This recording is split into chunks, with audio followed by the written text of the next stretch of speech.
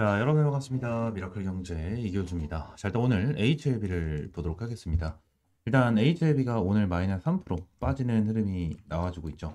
일단 최근에 4거래일 연속으로 양봉을 보여주면서 이제 주가를 많이 올려줬습니다. 많이 올려줬는데 지금 마이너스 3%가 빠지고 있는 자, 이러한 부분이 나타나고 있거든요. 일단은 얘네들이 다시 한번 빠지는 부분에 대해서는 걱정하실 필요가 전혀 없고요. 전혀 없고 핵심만 먼저 말씀을 드리자면 빠르면 다음 주에 급등 추세가 한번 나와줄 수 있을 것이다 라는 부분에 대해서 여러분들께 말씀을 드릴 거고, 급등이 나와줬었을 때 일단 7만원 구간을 말씀을 드리긴 했는데, 이 위쪽 라인까지도 한번 돌파를 해주고 나서 윗꼬리를 달고 빠질 가능성이 저는 있다라고 저는 봐요. 보기 때문에 일단 HLB를 가지고 계신 분들 같은 경우에는 일단 조금 집중을 해서 오늘 영상을 들어야 된다 라는 부분을 말씀을 드리도록 하겠습니다. 일단 오늘 정말 중요하게 말씀을 드려야 되는 부분이 한 가지가 있어요. 어떠한 부분이냐면, 일단 제가 이제 운영을 하고 있는 텔레그램 방인데, 이 텔레그램 방에서도 한번 언급을 드렸고 말씀을 드렸었던 내용 중에 하나입니다. 일단은 정말 많이 말씀드렸는데, 일단 오늘 빠질 수 있다라는 내용 같은 경우에는 여러분들에게 어제 브리핑을 남겨드렸어요. 어제 빠질 수 있다라는 부분에 대해서 이제 말씀을 드렸는데, 이 부분에서 조회수가 너무나도 저조합니다. 저조한데 일단 열심히 찍고 있으니까 이제 구독과 좋아요 한 번씩만 꼭 눌러주면 감사드리겠고요. 일단 어떠한 부분에 말씀을 드려야 되냐면, 일단 6월 8일이에요. 6월 8일 날 있는 이 전환사채에 대한 조정일입니다. 이 조정일인데 요 부분에 대해서 뭐가 중요하냐, 이게 중요한 게 맞아? 라고 생각을 하시는 분들이 정말 많아요. 근데 정말 중요합니다. 이게 정말 중요해요. 왜 그런 거냐면, 자, 일단은 이거를 한번 볼게요. 39회차에 대한 전환사채예요. 330억짜리에 대한 전환사채거든요. 자, 54,000원으로 이제 전환가액이 조정이 됐죠. 조정이 됐는데 언제 조정이 됐냐면 4월 16일 날 조정이 됐었거든요. 4월 16일 날에 대한 내용을 보시게 되시면 요 위쪽이죠. 이 위쪽. 이 위쪽까지 올라와서 얘네들이 조정을 받았어요. 조정. 근데 그 전에 어떻게 됐죠? 눌러주는 패턴이 나와줬거든요. 그죠? 그러면서 밑에 있는 지지 라인을 이탈을 하는, 그죠? 53,000원 라인을 이탈을 하는 흐름이 나타나면서 다시 한번 어느 정도 끌어올려줬어요. 이게 무슨 말이냐면, 전환사채 이러한 부분에 대해서 조정을 하는 한도가 있습니다. 최고 조정 한도가 65,000원이고 최저 조정 한도가 46,000원이죠. 근데 여기서 이 부분을 계산할 때 1개월 가중산술 평균 주가, 일주일 가중산술 평균 주가를 계산해서 진행을 해요. 자, 그러면 얘네들이 이 16일 날 조정이 됐기 때문에 16일 전, 일주일이 언제죠? 1, 2, 3, 4, 5. 요 날이에요. 4월 9일부터 일주일에 대한 계산이 들어간다는 거예요. 평균 가격 자체가. 그러면 결론적으로 일주일 전에 어느 정도 눌러주는 패턴을 만들어주고 나서 평균 가격을 만들어 놓고 나서 얘네들이 어느 정도 가격을 끌어올려주는 이러한 패턴을 보여준다는 거예요. 세력들 자체가. 그죠? 자, 그러면서 추가적으로 우리가 봐야 되는 부분이 어떤 게 있죠? 38회차에 대한 전환사채입니다.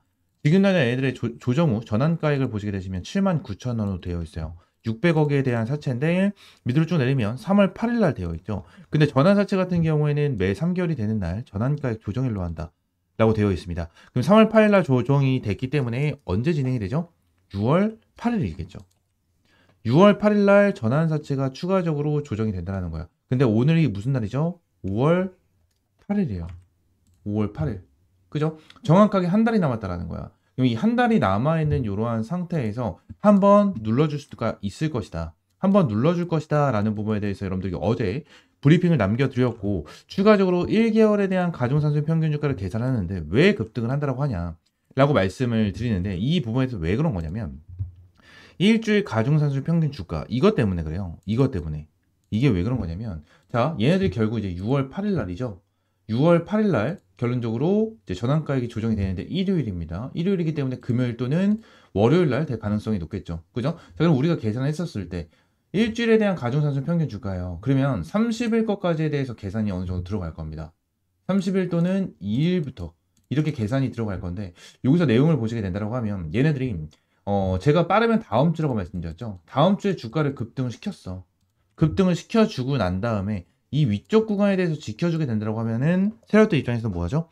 1개월짜리에 대한 가중산술 평균 주가와 일주일짜리에 대한 가중산술 평균 주가, 이게 꼬일 수밖에 없다라는 거예요. 꼬일 수밖에 없다. 그래서 한번 끌어올려주고 나서 다음 주나 늦어도 다다음 주 중에 급등 추세를 만들어주고 난 뒤에 눌러주는 패턴이 나타나겠죠. 눌러주는 패턴이 나타나면서 어느 정도 뭐가 됩니까? 뭐가 되죠? 이 전환가액에 대해서 조정을 시키려고 할 거예요. 그래서 날짜를 우리가 지금 당장은 잘 기억을 해야 됩니다.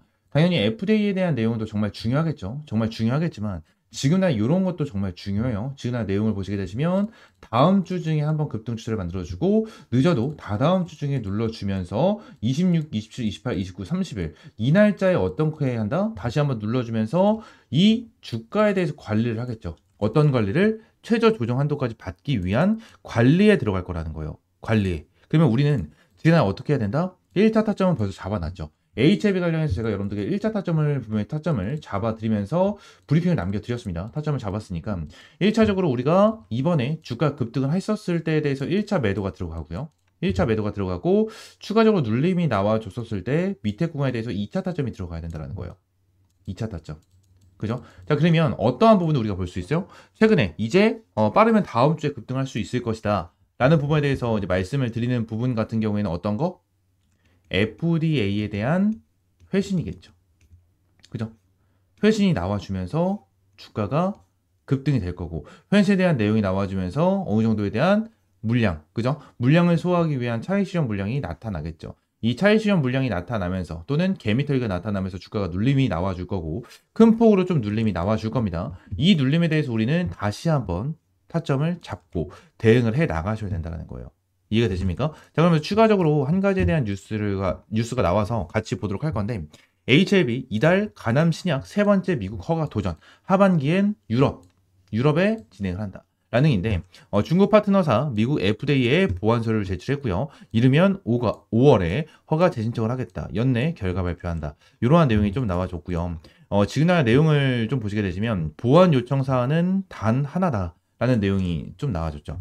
지금 당장 내용을 보시게 된다고 하면 보완 서류를 제출하고 이에 대한 회신을 기다리고 있다. 만약 FDA가 항서제약의 보완 내용이 충분하다고 답변하면 FDA와 항서제약은 즉시 허가 재신청에 나설 계획이다. 앞서 HLB와 항서제약은 지난 3월 미국 FDA의 표적 항암제 리보세라닙의 칼렐리주마 병용 요법 가담 1차 치료제 허가 신청을 에서 보완 요청을 받았다. 항서제약 칼렐리주맙 제조 및 품질 관리 부분에서 미흡한 점이 발견이 되면서 1차를 받았는데 다행히 이번 FDA 지적한 사안은 단 한 가지에 불과하며 이 내용이 경미한 것으로고 HLB 측은 설명을 했다라는 내용이에요. 근데 이 구체적인 내용은 영업비밀로 언론 등에 공개가 되지 않았다라는 내용. 이 부분 때문에 지금 당장 신뢰가 회복이 되지 않고 있다라는 거예요. 왜 항서는 왜 이거를 공개하지 않고 있는지에 대해서는 전 이해가 안 되거든요. 이해가 안 되는데 이것 때문에 지금 당장 어떻게 되고 있습니까? 응? 흐름 자체. 신뢰도가 없다라는 거예요. 신뢰도가. 지금 이거를 빠르게 오픈을 해야 되고 결론적으로 이 부분에 대해서 오픈을 안 한다고 하더라도 HLB 측에서 이러한 회신 쪽에 대해서는 엄청나게 긍정적으로 내용이 나와주게 된다고 하면 어마무시하겠죠. 그죠? 어마무시한 그러한 내용이 나와줄 수가 있다라는 부분이고 추가적으로 하반기 유럽 허가 진행 이 부분에 대한 내용도 한번 보긴 해야 되는데 제가 이전에 내용을 좀 정리를 해놓은 게 있어요. 정리를 해놓은 게 있는데 자 지금 당장 내용을 좀 봤었을 때 어떠한 부분을 좀 봐야 되냐면 제가 좀 찾아보도록 할게요. 이게 맞나? 밑으로 쭉 내리면 요 내용이 있어요. 지금 제가 이 부분에 대해서 말씀을 드리려고 하는 게 옵디보 여보이에 대한 내용도 들어가여 있는 부분이거든요. 일단 옵디보 여보이가 어떠한 부분이 나타났었죠? FDA에 대해서 간암 이제 승인을 받았죠. 승인을 받았는데 여기서 이제 유럽에는 얘네들이 신청을 못 합니다. 왜 신청을 못 하는지에 대해서 제가 좀 작성을 해놨는데 자 여기 내용이 좀 나와 있죠. 여기 내용이 나와 있는데 일단 내용을 좀 보시게 되시면 일단 이게 사망 위험성에 대한 내용으로 이제 작성이 되어 있는 거예요. 일단 내용을 좀 보시게 되시면 리보세라니 칼렐리주맙은 수치가 어떻게 되고 있죠? 0.57%예요. 그죠? 사망 위험성 수준으로 인해서 0.57%. 다른 데는 비교 안 하고요. 추가적으로 작성을 해놓긴 했지만 패스를 하고 여기서 보시게 되시면 옵디보 여보에 대한 사망 위험성 수치는 0.79%가 됩니다. 0.79%가 되거든요. 이게 마지막 수치였어요. 마지막 수치였는데 일단 내용을 좀 보시게 되시면 일단 FDA 같은 경우에는 사망 위험성 수준에 대한 기준이 0.8이에요. 0.8이기 때문에 옵디보 여보이가 가지고 있는 0.79% 정도에 대한 내용이 나와준다고 하더라도 일단 신청에 대해서는 큰 문제가 되지가 않습니다. 문제가 되지 않는데 유럽 EMA 같은 경우에는 어떻죠? 0.6이에요. 0.6% 잡혀있기 때문에 이 옵디보 여보이 같은 경우에는 유럽 쪽으로 아예 신청조차 못합니다. 신청조차 못해요. HLB만 신청이 진행이 될 수 있다라는 부분. 이러한 부분이 있다라는 거거든요. 그래서 지금 당장 이러한 부분에 대해서 우리가 추가적으로 체크를 해야 되고요.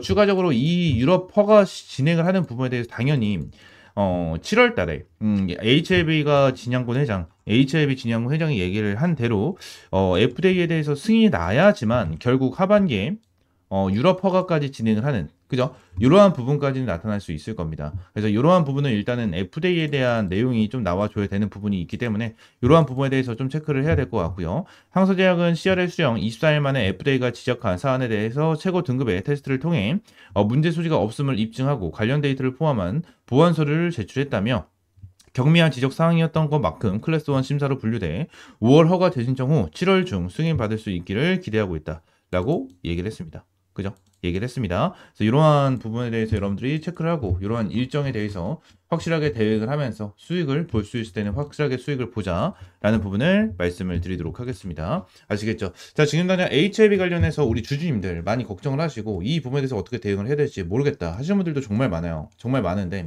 결국 HLB 같은 경우에는 주가가 한 번 더 급등 추세가 나와줄 수밖에 없어요. 나와줄 수밖에 없는 종목 중에 하나고 결론적으로 급등 추세가 나타났다가 한 번 더 이제 FDA에 대해서 승인을 받게 된다고 하면 더 급등이 나와주는, 자, 이러한 추세가 나타나겠죠. 이러한 추세가 나타날 수밖에 없기 때문에 HLB 관련해서 확실하게 타점을 잡고 대응을 하자라는 부분을 말씀드리고, 제가 여러분들에게 브리핑을 드리고 있는 부분에 대해서도 제 기준과 원칙을 통해서 여러분들에게 말씀을 드리고 있는 거예요. 그래서 제가 말씀을 드리고 있는 게 전부 다 100% 정답이다라고 말씀드릴 수는 없고, 그러니까 제 의견에 대해서 여러분들이 확실히 파악을 하고 이 부분에 대해서 참고를 하면서 대응을 하셔라 라고 말씀을 드리고 있는 거니까 이 부분 기억을 해주시면 될 것 같고요. HLB 관련해서 지금 어떻게 대응을 해야 될지 모르겠다 하시는 분들 같은 경우에는 위쪽에 있는 번호 있죠. 010-7669-3753번 이 번호로 H라고 한 글자 문자 남겨주시면 될 것 같고요. HLB 같은 경우는 제가 텔레그램 방에서도 여러분들에게 정말 꾸준하게 브리핑을 드리고 있는 종목 중에 하나입니다. HLB 관련해서 텔레그램 방에서도 이렇게 브리핑을 남겨드리고 있고, 텔레그램 방에서 여러분들에게 타점 이러한 정보 공유를 꾸준하게 해드리고 있으니까 텔레그램 방 입장을 해주시면 될 것 같고, 텔레그램 방 입장할 수 있는 방법도 위쪽에 있는 번호 있죠. 010-7669-3753번으로 H 입장이라고 문자 남겨주시면 될 것 같습니다.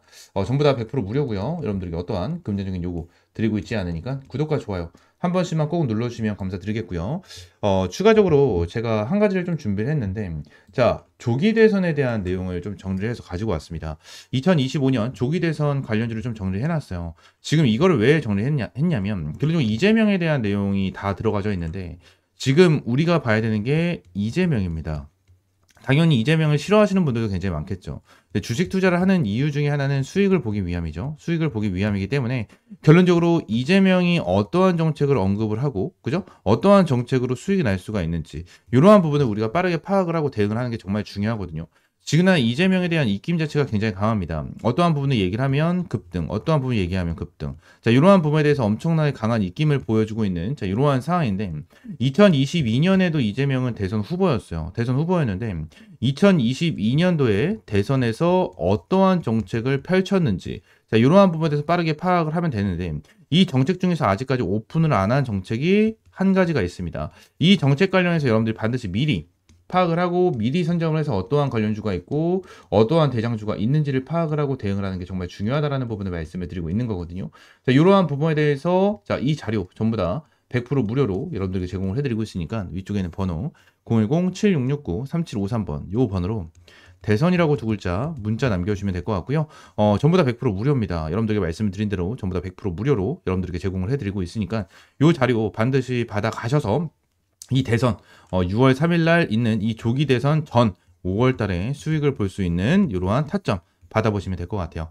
아시겠죠? 다시 한번 말씀드리지만 전부 다 100% 무료로 여러분들에게 제공을 해드리고 있는 자료 중에 하나니까 위쪽에 있는 번호 010-7669-3753번 요 번호로 대선이라고 두 글자 문자 남겨주세요. 아시겠죠?